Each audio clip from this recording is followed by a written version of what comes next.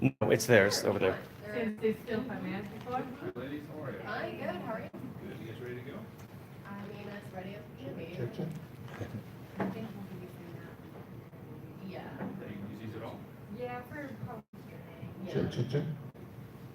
Batteries are half full or half empty. Try to go with it. Okay. So one may die, but I doubt it. But you can find. Okay.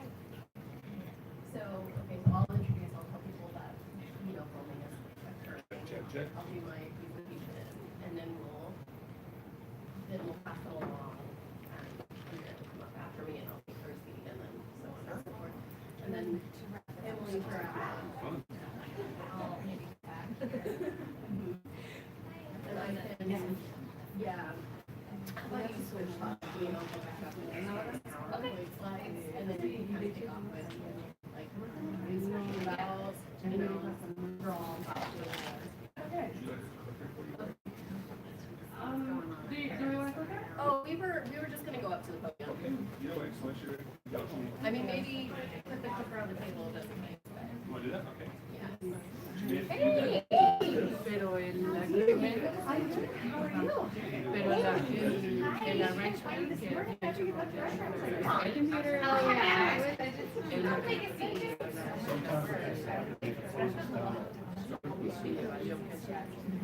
Entonces me enteré hasta hace unas semanas recientemente que yo tenía una la verdad me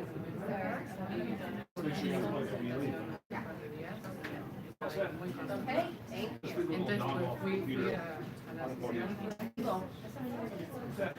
no, fue como eso de la 10 tal vez pero me pregunté mucho porque sé que Rick tiene buenas intenciones y se notó como que realmente quería hablar pero no para nada entonces no hablo nada acerca del propósito de researching y todo eso. Entonces al final la gente estaba haciendo muchas preguntas que evidentemente no sé qué no las respuestas. Después yo lo interrumpí tuve que decir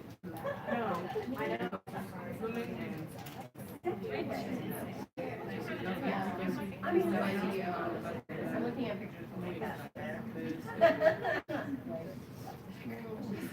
Hizo sonar que no había tanta y realmente lo que hace especial es la intencionalidad. Entonces pues sí para dar un buen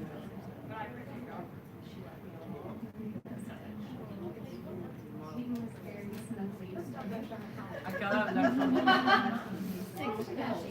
me reuní con y le expliqué uno de los proyectos que iba a hacer y que Night no se veía una buena fundación. Realmente es una propuesta de esta visión de cómo generar una de las razones por las que estoy intentando alejar, bueno, no de museos, pero instituciones, es que realmente tienen prioridades y las prioridades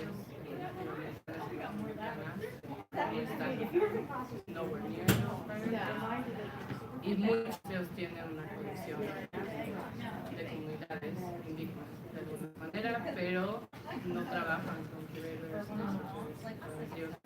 muchas veces utilizan información que ya está establecida, pero mucho incluso muchos labels que no están bien, ¿no? Entonces he estado diciendo que estoy muy interesada en juntarme con algunas personas de la comunidad, de comunidades indígenas y hacer un resource exchange, o no sé en qué se traduce, pero resources donde museos cosas que sepan exactamente qué decir para ciertas cosas, que tengan una lista de researchers, de personas con las que hablar para sus tipos de colecciones y también de artistas indígenas. Así que viene de traer los sí, fact checking, pero también hablando del presente. Y yo pensé, de hecho, pasé esta idea por varios y pensaba que era una muy buena idea, pero nadie dijo que no es su interés.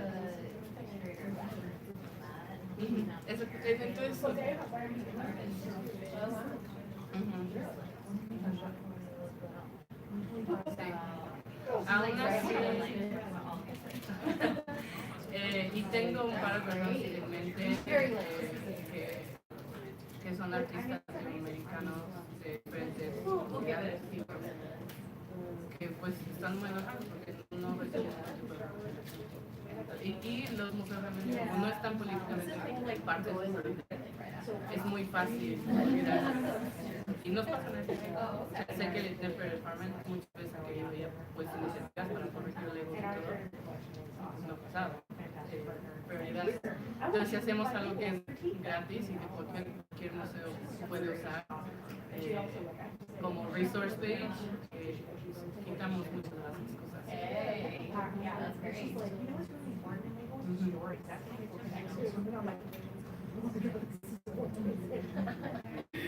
¿Dónde está? Y sí le contesté ya más o menos a Mair de ella, me dijeron que ellos sí están. Entonces, no estaba pensando más de parte de la fundación, estaba pensando como una residencia de artista, pero del lado de tecnología. Porque no hay mucho de eso.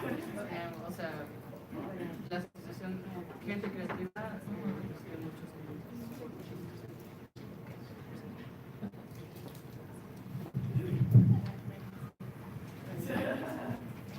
All right, good morning, everyone. How's everyone feeling? I know it's the morning after karaoke, so some of us are a little sleepy still. So I think we're just going to give a couple more minutes just in case, we have some stragglers come in, and then we'll go ahead and get started.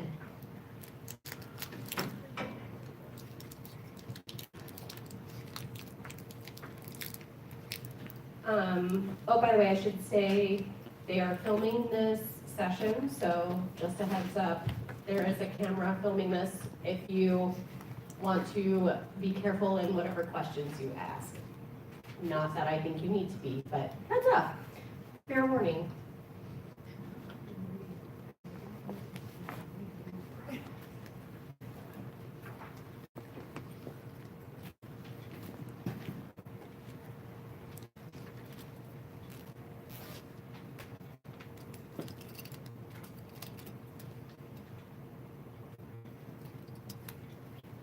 Okay, so we're going to go ahead and start with introductions. And we'll come back to this slide if any of you guys want our emails at the end. But I'll start out. I'm Mair. I'm the Senior Interpretation Planner for the Carnegie Museum of Art. I just started there a month ago, and previously I was at the Nelson Atkins Museum of Art, so I will actually be presenting on a project for that. So sorry in advance for any confusion there. I'll let you guys introduce yourselves. Mike's on. My name is Andrea Shuman, I'm a digital experience designer at the DA. Hi, I'm Jennifer Foley. I'm the Director of Education and Community Engagement at Albright Nassar Academy. And I'm Danielle St. I'm sitting out of order apparently. I'm the senior interpretive specialist for modern and contemporary art and native arts at the Denver Art Museum. Good morning. I'm Emily Fry, Director of Interpretation at the Art Institute of Chicago. All right. So the way it's going to work is we're each going to kind of present a case study about sort of the unanticipated findings in evaluation, and then we're going to kind of come back and discuss sort of our key takeaways as a group, and then of course we want to leave some time for you guys to ask questions. Can everyone hear me?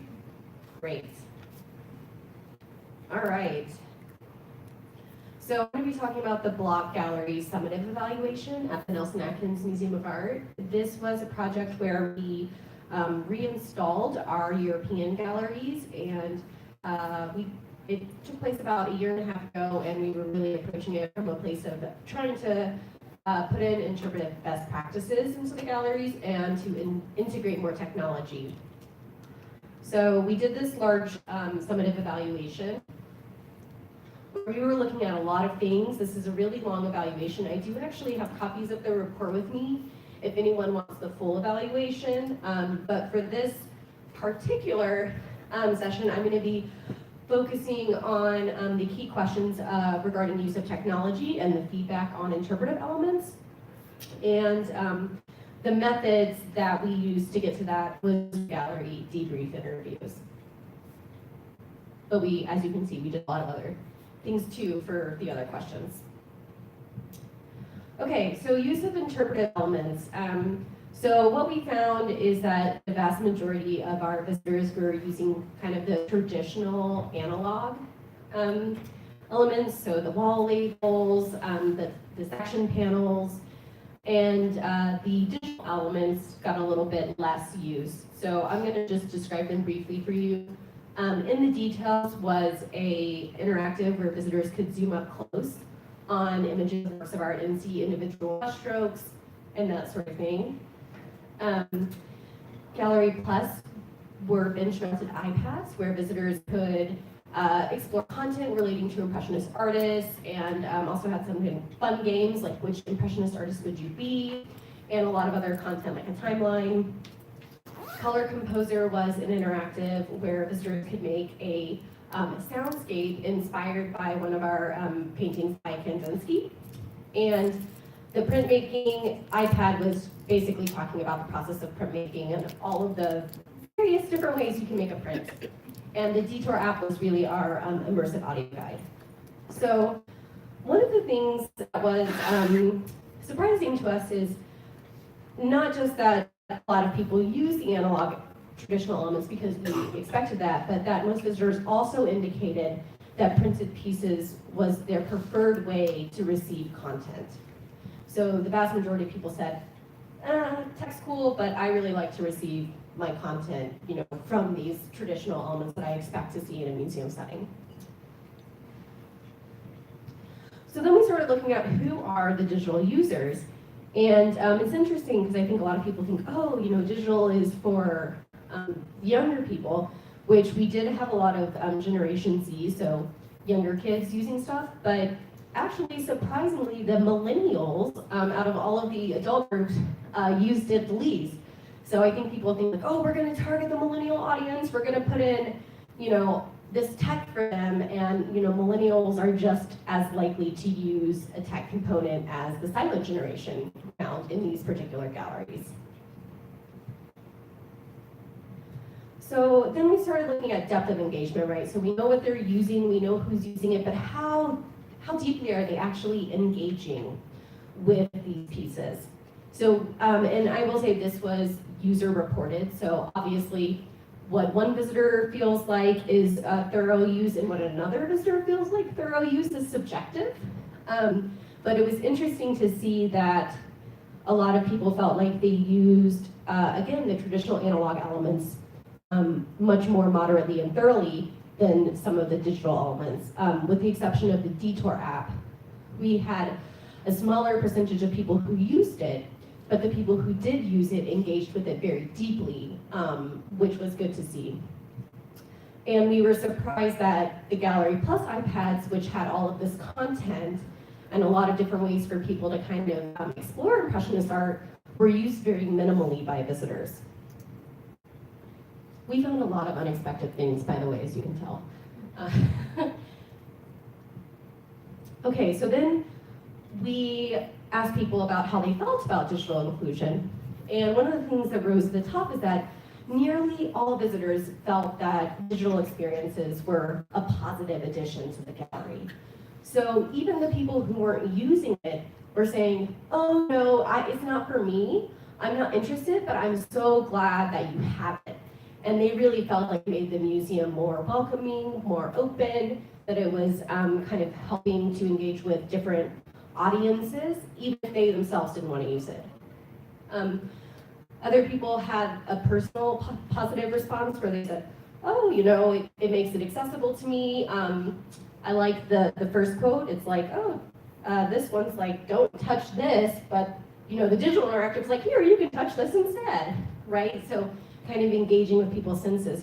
So we ran into this sort of issue where it's like, okay, people aren't using the tech as much as we would have hoped, and in some cases, they're not using the tech very thoroughly, but yet seeing the tech in the galleries is a positive experience for them. So what do you do with that? Okay, so I'm not gonna lie, we definitely had a moment where we were like, oh my gosh.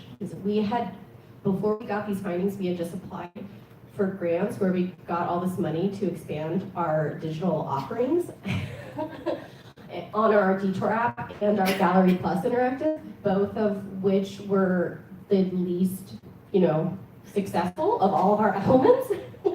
And we were like, oh crap. So what ended up happening is our evaluator actually undertook further evaluation into the specific digital elements to kind of see why were people using some things more thoroughly than others and what was more successful. And surprisingly, in the details, which was really our most simple interactive, was the most successful element. Visitors really loved it, and not only were they engaging with it, but they were then zooming up on the paintings up close, and then going over and looking at that painting in person. So it really encouraged close looking and was very successful. So because of that, we actually decided to include in the details in another permanent collection gallery, which we hadn't originally intended to do. We also found that visitors felt like Gallery Plus had too much content, so we redid the interactive, we removed the timeline, we removed the number of games, and we tried to make the content more streamlined and kind of easier for people to engage with quicker.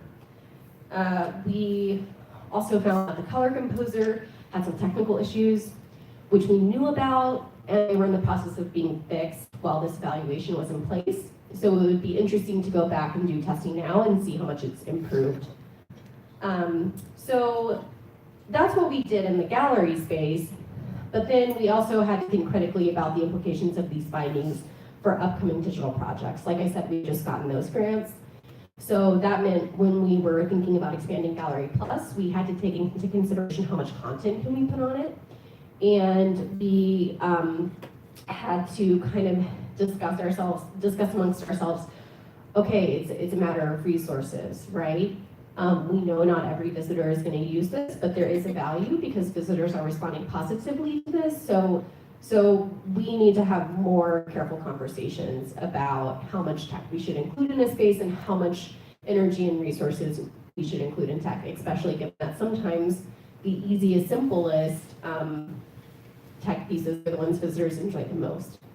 And also we took a moment to really embrace our gallery text. We were like, hey, we're doing that right. Yes, see, curators, short labels aren't bad.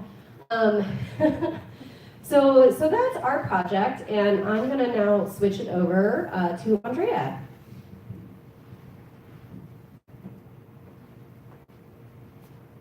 Hello, everybody. Sorry for my voice. Karaoke was a lot of fun last night. So my name is Andrea again, and I'm going to talk about a project that is very dear to my heart called Lumen. And actually, I'm really happy because one of my colleagues and that has been a really key piece for this project is here, Alicia Vieira, interpretive planner, definitely a really important piece of this project. So we knew about a few things. I'm going to really quickly talk about what the heck Lumen is, but I really don't want to get into all the experiences. We actually already had a couple of sessions on it. Hope you caught one of those, and if not, they'll be online at some point. But it really has a couple of things. So in general, it's a permanent exhibit that is based on a device, and it lives within our institution, but what's really interesting is that we give the devices to people. And just so you know, it's an augmented reality application, but we don't expect you to bring your phone. We give it to you completely at a charge. You just pick it up and go.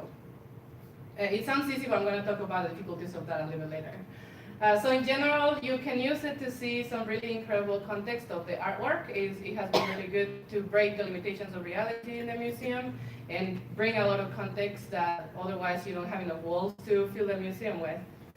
And another thing that has been really helpful is for wayfinding. So taking people across a really confusing museum. I don't know how your museum is, but mine is a mess for wayfinding. I myself still get lost here and there, so it has been really, really helpful. But that did not come without challenges. So when we started this project, and this has been already a couple of years in the making, it was Google and the company Garigo that approached us for this. And we had no idea how this was going to be like. We didn't know how visitors actually behave around augmented reality. So what we did is we took a few weeks of just researching what we knew about it, and then we started going. So we designed 6 different experiences. Here you see one of them. You can see inside of a mummy. And what was really great about this one is that we are able to expose the wonderful work of our conservation department. It's a great benefit of the reality. You can do it. You can use that for that purpose. So with these different experiences, we established big outcomes, learning outcomes, well, what we imagined would be great for visitors to do with it, but not making assumptions that that was going to be the reality necessarily. I'm about to show you the actual results. So what I'm going to show you is actually research studies a year within the project. We just received the second round of research, which looks a little bit different than this, but it still supports a lot of the same numbers. This has helped us completely reshape the project in many ways. So for example, it's helped us reduce some of the difficulties. So just to mention some of the things, when you see the averages, this is people that rated 8 or more. And I first want to introduce the 3 types of research that we did in order to arrive to these numbers.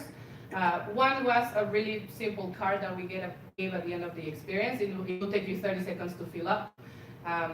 And then another one, if you could leave your email, if we could give you a further interview that was a little bit longer. But probably my favorite and what I encourage everybody to do was actually literally observing how people use your device. So we had actually Mair leading our research, and for her, in order to arrive to this number, she spent hours upon hours in the gallery doing a couple of things. Number one, observing what people were doing while they were using Lumen, but also what they were doing when they were not doing Lumen, when they got tired, when they just decided to take a break. And if she saw a really strong reaction, then she might, not always, but she might approach them and say, hey, I noticed you look confused. Would you like to talk about it for a second? Sometimes they'll say yes, sometimes they will say no. But at the end of the day, it helped us gather some of the strongest data and information regarding augmented reality and how visitors actually behave around that. So it was actually a little bit shocking to us to see these numbers for a first-time prototype. We are in the second year of the prototype, but 85% thought that it was a satisfactory experience. And then what was really encouraging was also the 88% that thought that it was also really helpful to learn something new. It was also highly recommended, but you will see a low number there, which is it was not that easy to use. And that is a reality that we just need to face and not be scared about. This is where we are with technology. This is as far as we can go right now, but there are some legitimate limitations that we cannot walk around. And what research has done for us is just put that at the very front to help us think of, as technology advances and changes in the future, we can attack this problem. And it's the fact that the device is heavy and the technology is still not perfect. And that's okay. So one of the best findings that we thought that was definitely unexpected is that older people loved AR. And although, yes, we did find a little bit of a learning curve, that was rather minimal. Sometimes a little bit harder than others, but in the general, some of them really went through a little bit of a struggle, but what was really interesting was how they experienced that. So once they dealt with the confusion, once they learned how to do it, oh my gosh, they were bragging about it with everybody. They were like, oh, look, you can do this, and you can also do this. So it gave them a little sense of ownership that was really interesting, to the extent that 22% of the people that have been testing Lumen in that first round were above 60 years old. Another of the interesting findings that we gather is that, yes, augmented reality can enhance rather than distract your visitor experience. There were definitely a lot of people, even within our institutions, that had some questions about having augmented reality on the galleries, with some legitimate concerns. They didn't want people bumping into objects naturally. They didn't want people bumping into each other. And I think a major one was, is this going to make them forget about the real world? And what definitely was crucial is that we had that in mind since the beginning, so we could compare that through our research. And our findings was that people were actually finding a lot of extra meaning in the museum. I will say one instruction that did happen, and And I would like actually your opinion once we get into the questions, because it was not necessarily that they were getting distracted during the experience of the wayfinding, specifically to the wayfinding. I'm not going to go back to the slide, but you saw that there were some blue dots. And that means that as you're going through the museum, some people thought that it was like a game. They thought it was fascinating, but I relate this to kind of like when Google Maps released the application a few years ago. I don't think I was the only one trying to find all my friends' houses in the Google Maps and just thinking of it kind of like a game. People were actually riding into rivers, and it was a little bit messy. Thankfully, we don't have rivers inside of the museum, but has been a definite, nobody has bumped into each other. So that's because I really don't want people to bump into each other in the future. It hasn't happened yet. But it is nevertheless a risk that we need to consider as we are developing the experiences. We come to this one, and which is probably my favorite finding. We have been so concerned about making this experience perfect here and there, if not perfect, ideal. And to the point that I was a little bit anxious every time before we would release a prototype and thinking, are people gonna like it? Is it gonna be just, the technology is just gonna fail me and betray me in all kinds of ways? But I'm gonna tell you something super interesting. The mummy that you've seen in the ads or in this presentation was the highest rated. You see the 75% gave it a 9 or 10. But this is what was actually happening a lot of the times, and that's not how it's supposed to look like. This is a morphed, drifting mummy that doesn't look exactly like the bones. And it happens between, actually, this was due low light and the limitations of tech a year ago. Now we don't have to deal with this to this extent. Technology is getting better by the day. But it has been absolutely fascinating to observe how technology does not have to be perfect in order to be meaningful. This mummy has been the glitchiest by far, and also continues to be the favorite. So that's my big encouragement as you look for future projects, is that throwing away your assumptions has been key for us, and being completely willing to redo your thinking and be ready to throw some of your old ideas and just think, we imagine how these are going to use our technologies, but sometimes they teach us exactly how they want to use it. So I'm now going to pass it to Jennifer.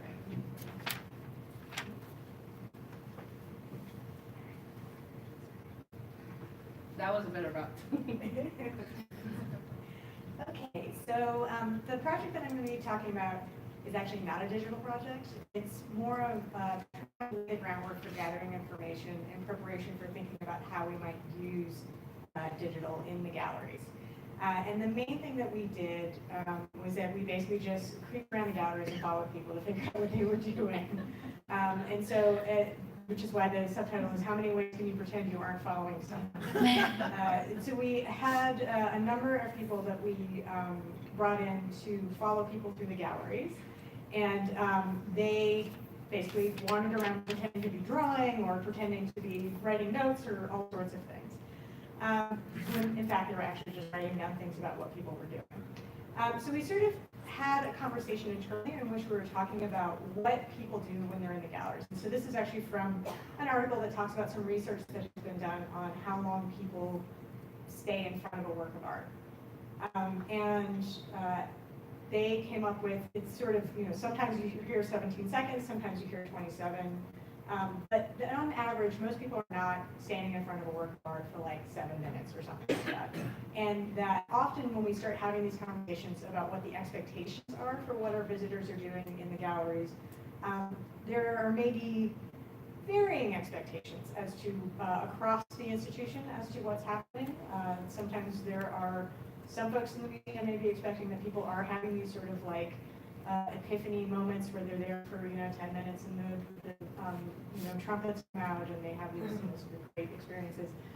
Then if you ask, say, the security guards, they're going to say, yeah, no, nobody does it. So part of the point of doing this project was to get to a place where we're sort of all on the same page about what is happening in the galleries and what we are seeing on average. And so it literally is just following visitors around and taking notes about what they're doing.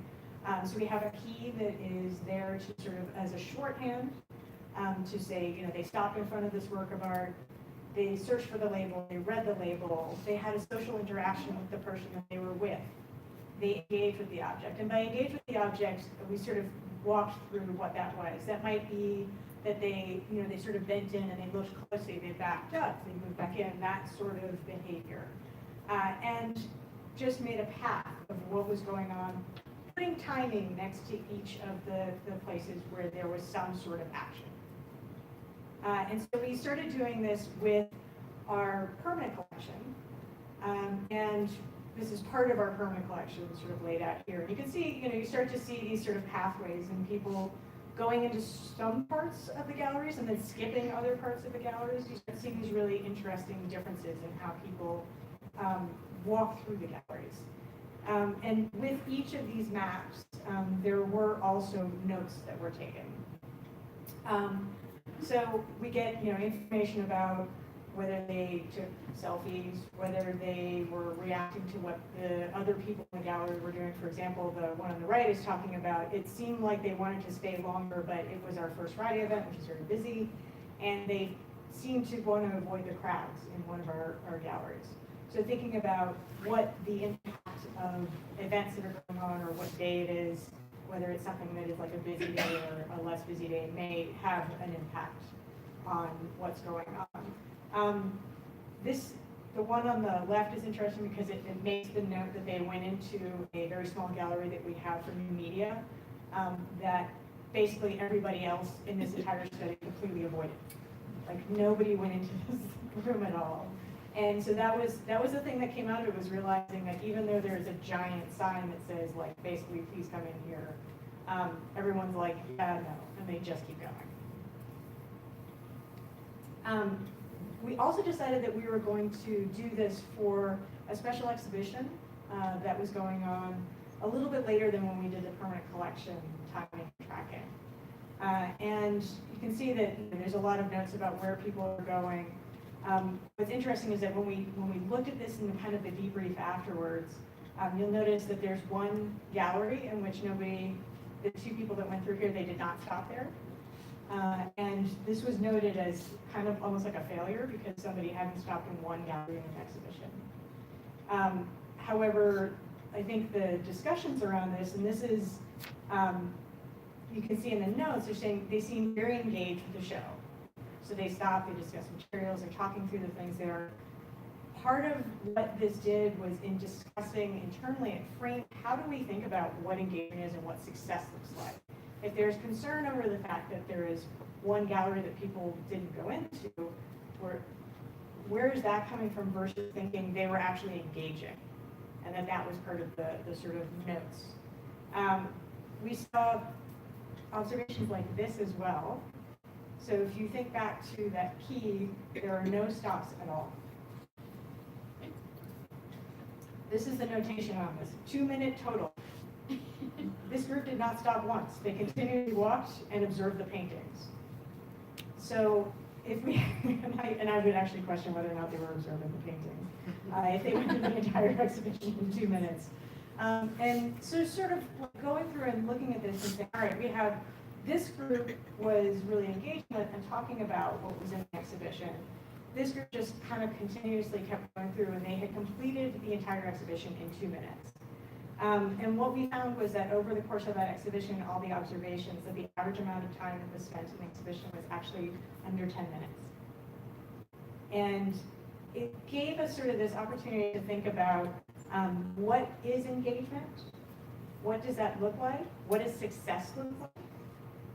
And then also, what are the places where some sort of intervention, whether it's analog or digital, might make sense? Are there places where this might have brought somebody to a point where they might have spent a little bit more time? Is if we had additional layers, where are those opportunities where they could have gone?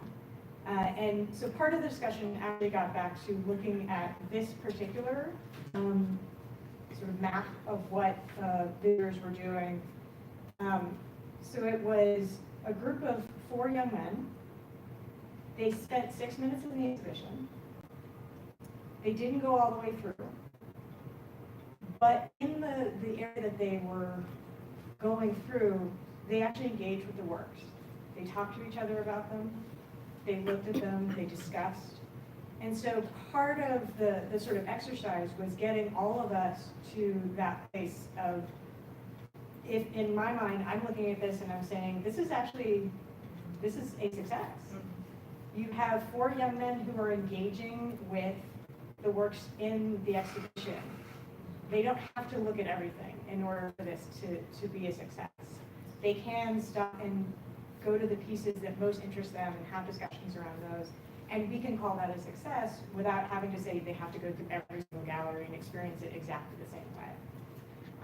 And so as we are thinking about what additional layers that we might put in, I did have one other quote from that original article that I wanted to pull out, because I think a lot of the discussion sometimes is, well, if we put in a digital element, it will make people stay longer. And what the overall research says is that there really hasn't been that much of an impact on having things like cell phones. We also get a discussion around like, what is the impact of people taking selfies? And there really hasn't been that much of an impact on the total amount of time that people are spending. So, like I said, this is sort of a preparatory project as we think about what we might layer in. And so I think just that starting point of figuring out what are people doing in your spaces, and then having a discussion around what success is. And with that, I'm going to pass it on to Danielle.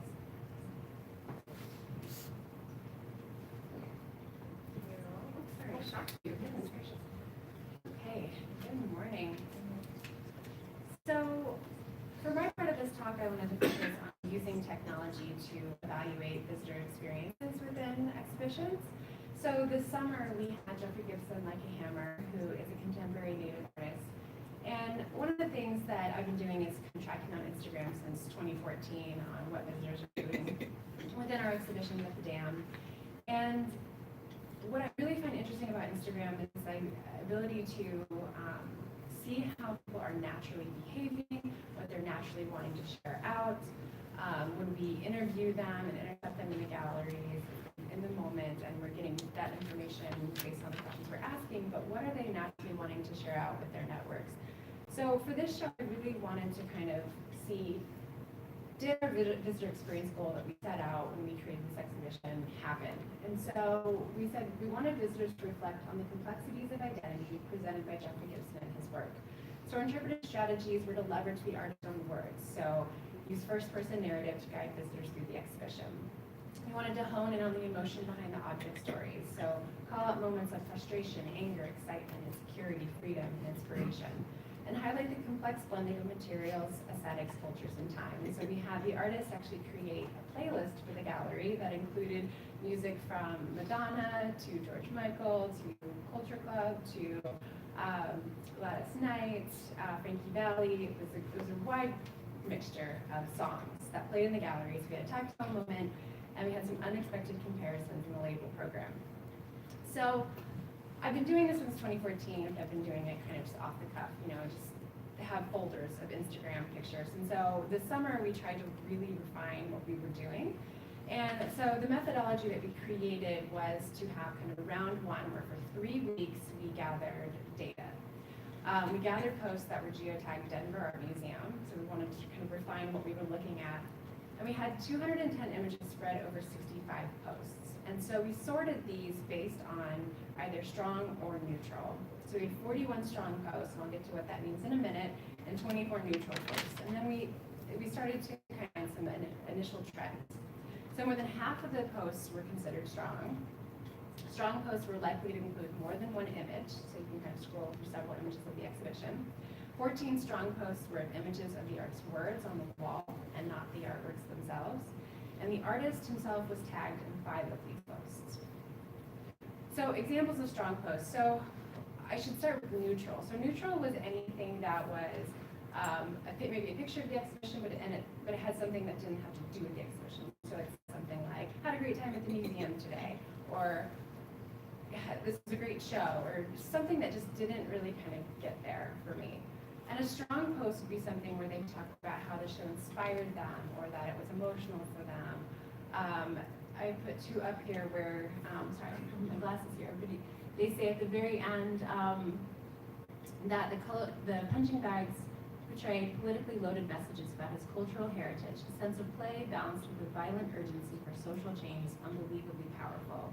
And then talking about this exhibition, how images do not do it justice, powerful work that embodies a broad Native American identity and explores connections to the civil rights movement and other intersections of culture and subculture. So those were kind of the posts that I was looking for examples of strong. Oops. So for the second round, which was for about 4 weeks, I continued to just gather the strong posts. I decided that was what I wanted to focus my energy on. And we had 36 additional strong posts for a total of 77. And to follow up, I decided to be brave and contact some of these users through direct message. So I contacted 16 individuals and 8 of them responded. And part of that I think is because I'm not following them, they're not following me. My message goes into that other folder, which if you're not paying attention, gets totally lost. But I was actually surprised that 8 people wrote me back. And I basically was looking for something that I thought was strong, but wanted a little bit more, see if they would give me a little bit more. So this post said, I love this exhibit, it's so powerful. So I basically just wrote them and said, hey, I work for the Denver Art Museum. I'm really curious what you thought was so powerful about this exhibition. And they wrote back, you can see, sorry for the late response, didn't see this until now, which is that other folder. I really loved the overall message in Jeffrey's art. Not only was his personal journey clear, but it was also empowering to the viewer. The art felt like a call to action in a way. It was a powerful statement about diversity and inclusion. I absolutely loved it. So in me just reaching out to them, I was able to get a little bit more. So some other examples of this, someone had posted that this exhibition called Spine Tinkle. So I wrote them, and they said, very relatable, aligns with themes that are pertinent right now. Someone said, powerful body of work. So when I wrote them, they said, it found a way to strike a chord that is personal and universal. Someone had said that it was amazing. So when I asked them what was amazing about it, they said it helped me think more critically about issues of bias and cultural appropriation. And then lastly, someone said it was really moving. So the response was, due to the present state of our country, it felt like everything could apply to us all. It made it more obvious how we keep marginalizing people. So just in reaching out, I was able to get a little bit more content from them. So for me, I really have more questions than answers when it comes to using Instagram. I mean, I love to do it because I have fun doing it. It doesn't cost any money. I'm kind of a team of one when I'm doing this, so it's easy to do. And but I think I have this question too around, I mentioned this in an earlier session, with some exhibition there's a lot of engagement on Instagram, what I would consider strong engagement, and in others it falls flat, and I really just don't understand why. At the exact same time I was doing the same methodology with an exhibition called New Territory, which was photographers who were looking at kind of environmental issues. And most of the tags were just artist and the title of the work. I saw this again at another exhibition about home and place. And I really thought those exhibitions would bring in strong responses. So I have this question about why. What is it about this show? Visitors and posts have responded to this exhibition because it was timely and relevant, relatable, empowering, and emotional. And so I just have this question about what does this mean for my work in the future? Am I trying to pull out these things and applying it to the next show that I work on? Or is every show really truly unique in its own? This type of study is easy to do, can offer rich content, but it seems to only look at highly engaged visitors. So if there's someone who doesn't like it, which is actually pretty rare, so if you're going to post a photo, it's usually because it's something that you love and want to share out. So do we need to do more? Is there a complement to this? Do I still need to be interviewing people in the galleries and getting their immediate reaction? And then, again, this is my first attempt at formalizing this type of study. And so just kind of thinking about what's next for us with this. I'm one of the only interpretive specialists doing this kind of work just because I love it so much, but is it something that we want to adopt and kind of do with each exhibition? I'm not sure yet. So that's some of the questions that I'm left with after the study. So thank you so much, and I'm going to come to Emily.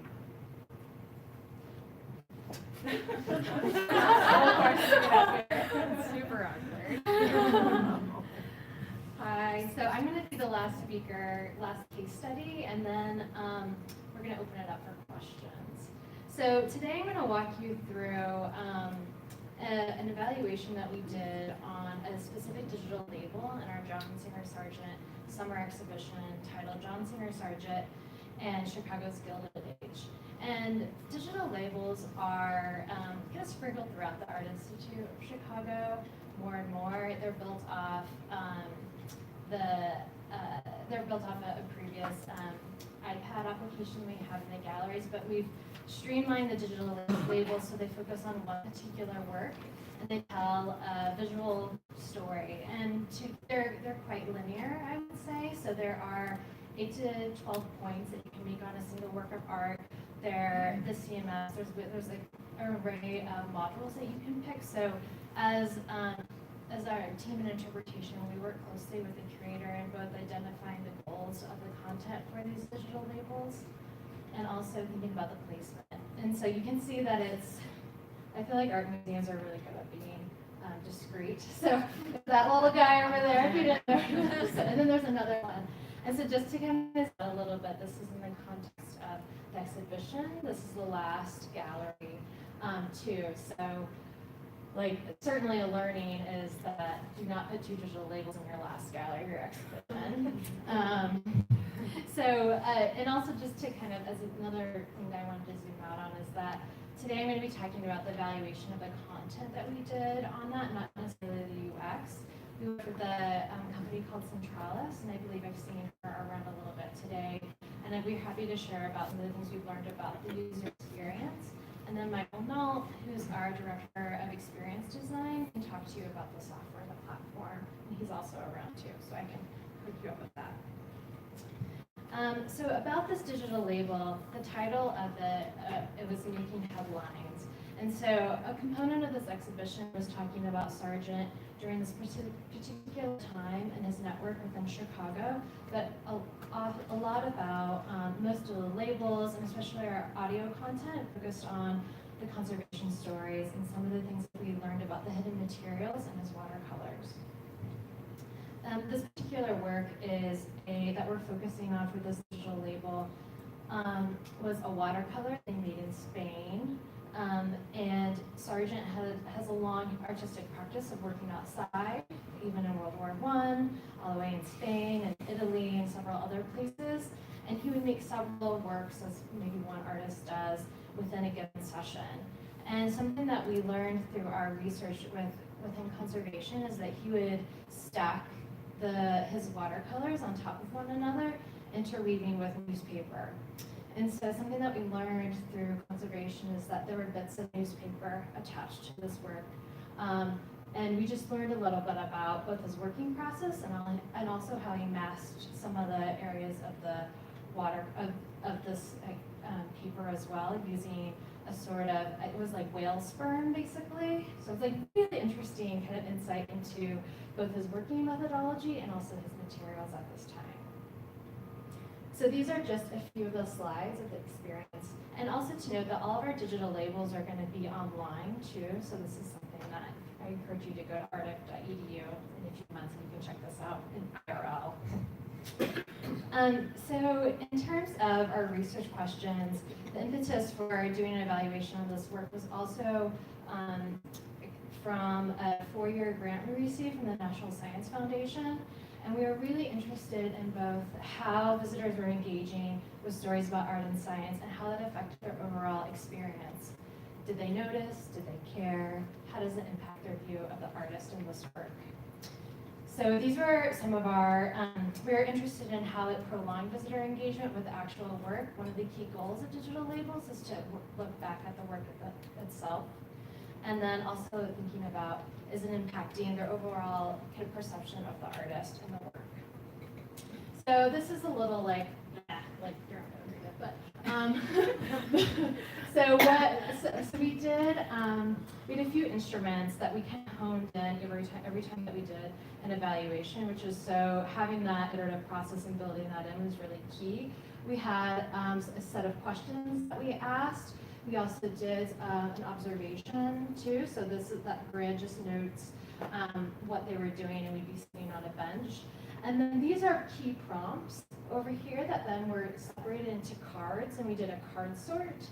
And so after we did intercept someone, there were a few key phrases, and we asked them to sort the ones that were meaningful to them. So for example, some of the questions were, I have a deeper understanding of the materials and techniques used to create works of art. I place a greater value on the preservation of art objects. I am seeing art or artists in a new way, and so it kind of goes on and on.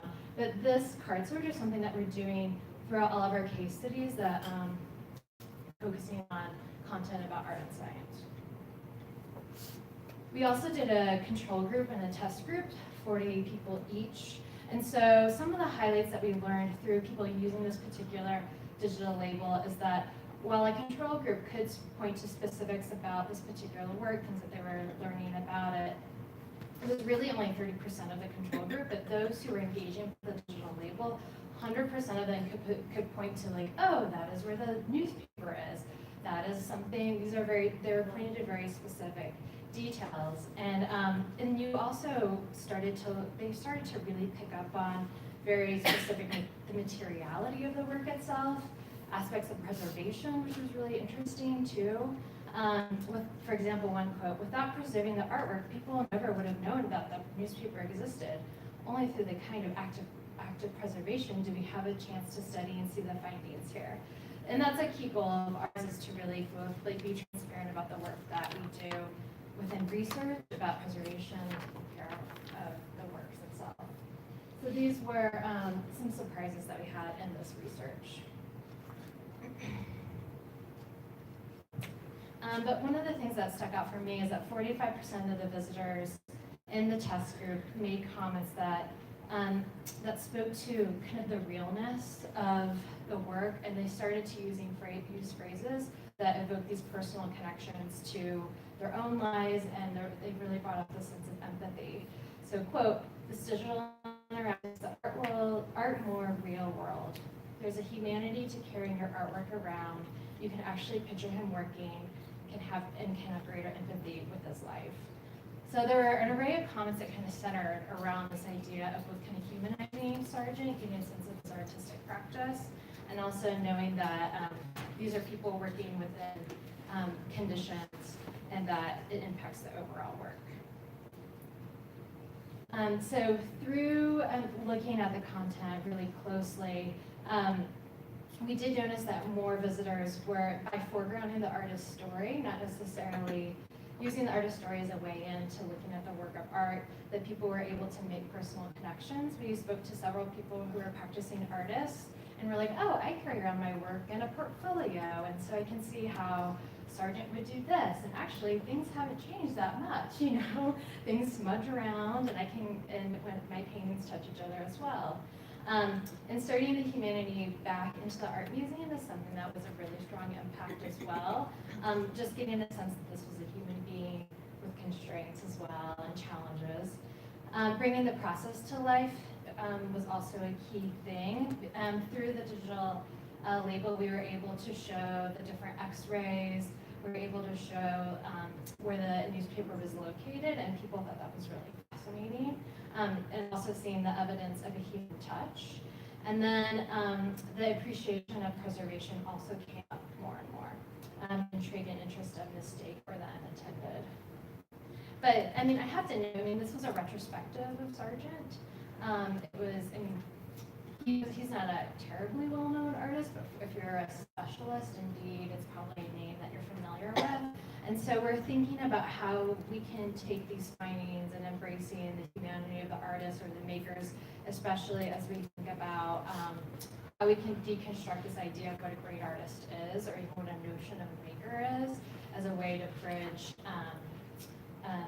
empathy, and to also think about, especially some of our non-Western art as well, how we can use some of these strategies of preservation, conservation research, foregrounding the story of the artists or makers, and the process is a way to think about the work in a new way.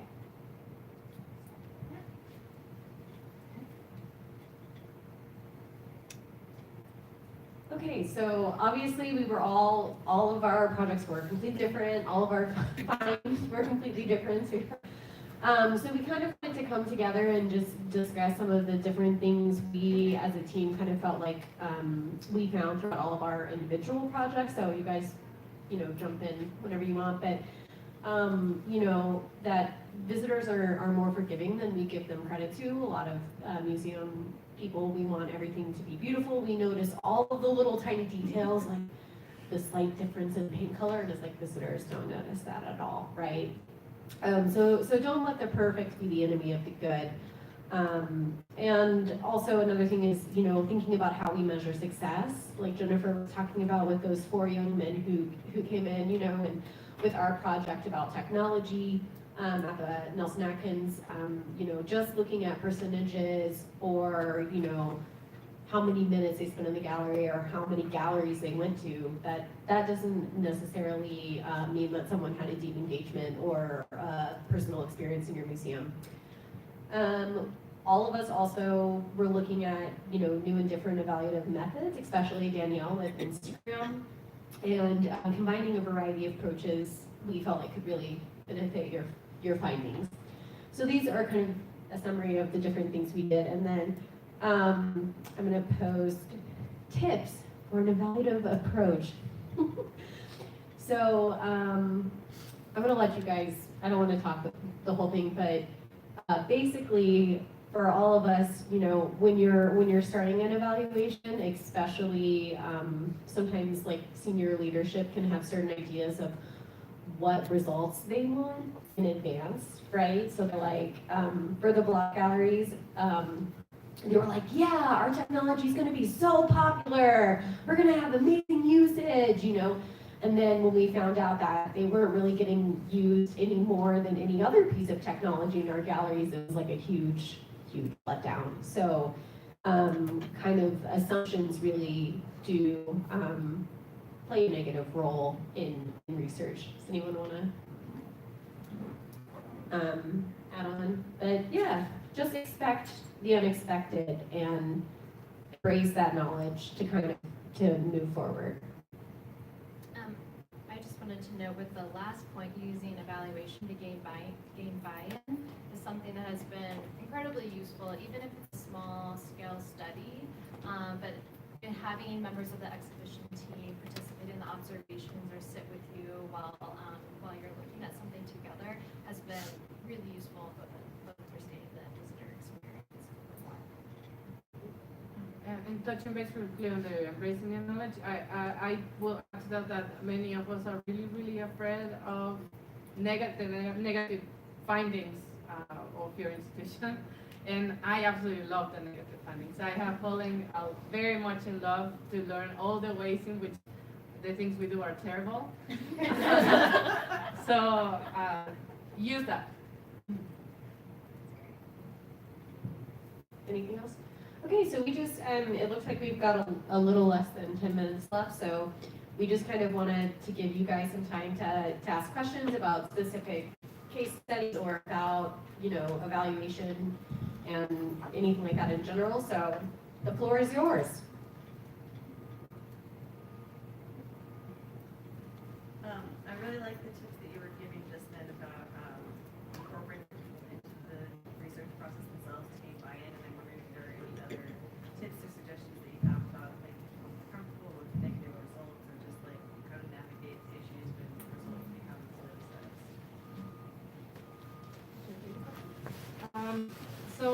First of all, I do think that you need to know how to speak the negatives with different people within your institution. I'm just gonna put that in our disclosure.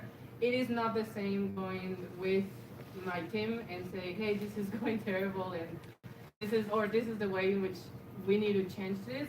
For us, it's actually really, really valuable to learn the ways in which things are not working so we can adjust it for the better. It's not the same doing that as going all the way to the director and saying, hey, this is not working, by the way. It is definitely a different conversation. When we face our directors or leadership in general, we frame it in a way that of the benefits that finding the negative brings. And there are a ton. I think that understanding that emerging technologies in a personal case, just by definition, are unstable. It's been really, really good to use this research to show our leadership that this is that things are working great, and based on this research, this is how we are going to adjust it. And instead of saying, this is how it's going to get better. Yeah. that as educators, reflection is key in our practice. I'm making an assumption here that we're all educators, but I mean, I think that, and I think that what I've struggled with is that making that be a key process of the work that we do, that the evaluation, that the exhibition planning process doesn't end when Sergeant is opened. It ends, you know, with being in the galleries together, doing, like reflecting together, both on our own internal process of developing the project, but also what we're learning from our visitors. And often the cast of characters, which within the exhibition planning group is often the same, but kind of the curators rotate in and out. So there are opportunities where you can really think concretely about how you're applying our aims moving forward. And you know, digital labels, for example, are something that we use in our permanent galleries too. So it's been fun to like really experiment with how we're writing, the different voices we feature in those, because we can really get a sense of like, wow, the digital label that has 30 slides, it's written very academically, getting no traffic. The one that's like 5 slides that has questions, and then it's pushing people to look around elsewhere, is actually becoming more popular. It'll be interesting to see how they play on the website though. Any other questions or thoughts or comments?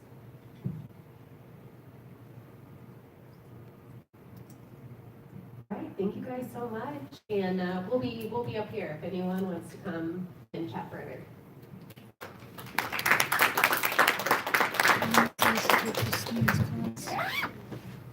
Melissa told me she used to take Christine's class. So. The one in the orange. We met at another station. Yeah. The one in the orange sweater. She used to live in Southern Girl. Oh, she was in the Harvard program? Yeah. Small world. Yeah, the talk I was in, I think all of it sounded really familiar. I think I had been to that talk before at like Since you like our PowerPoint, if you want to just kind of like have it.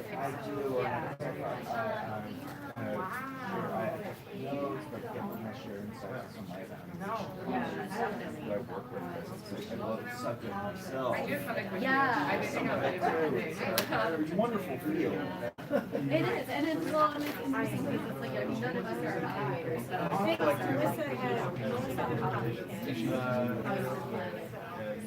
It is.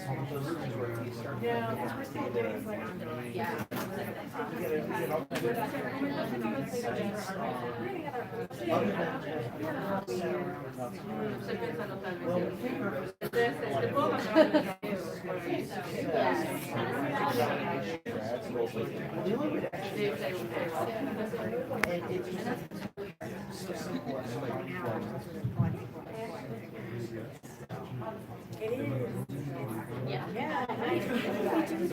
Right? We're million readers, right? How are you? Well, that's a mess. Oh, I mean, it is not gonna last.